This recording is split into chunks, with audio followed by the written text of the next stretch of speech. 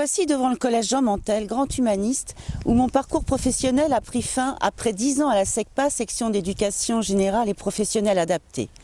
Pourquoi ce lieu? Tout au long de ma carrière, dans le milieu de la santé mentale, celui du handicap, de l'éducation adaptée et spécialisée, je me suis attachée au problème de la différence auprès d'adultes, d'enfants et d'adolescents. Je n'ai jamais pu rester indifférente aux besoins et aux particularités de ce public dont il fallait valoriser les compétences afin qu'une fois reconnus, ils puissent trouver une place au sein de la société et enrichir les autres par leurs différences. Pour la différence, pas l'indifférence. Cette phrase résonne dans ma tête depuis toujours. Quelle qu'elle soit, la différence est partout dans notre société, au sein de notre cité.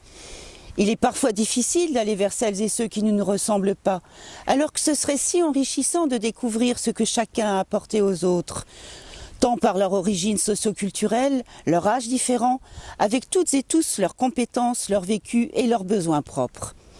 Cette mixité citoyenne fait la richesse d'une société, d'une ville. Quand les valeurs de toutes et tous sont reconnues, quand une place leur est offerte au sein d'une cité, le mieux-être remplace le sentiment d'exclusion. Ce n'est qu'au moment où le mieux vivre ensemble se révèle que le climat social s'apaise. Mais comment, me direz-vous, faire pour créer du lien et mutualiser nos compétences au sein d'une cité? Eh bien, c'est possible, en multipliant les échanges dans des lieux de vie accueillant la mixité citoyenne. Recréer du lien, c'est avant tout une ville où l'on se sent bien. Ces échanges sont multiples. Ils peuvent être intergénérationnels, socioculturels. Réunir la mixité citoyenne, c'est la condition pour une ville ouverte aux particularités de toutes et tous.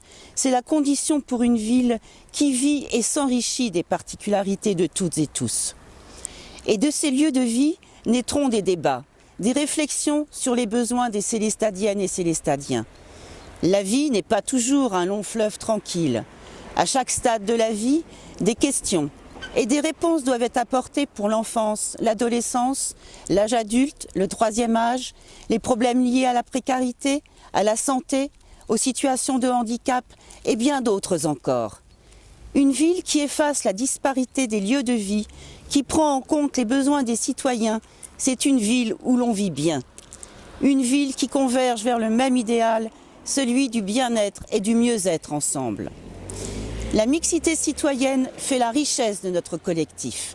Collectif qui met le citoyen au cœur de ses priorités, au cœur de la cité, en lui donnant la possibilité d'être acteur de l'aménagement et de la vie de sa ville, et d'être enfin entendu par les élus. C'est la raison pour laquelle je les rejoins. Pour la différence, pas l'indifférence. Cette phrase ne résonne-t-elle pas dans votre tête ? Alors, si c'est le cas, n'hésitez pas, rejoignez-nous. À très bientôt.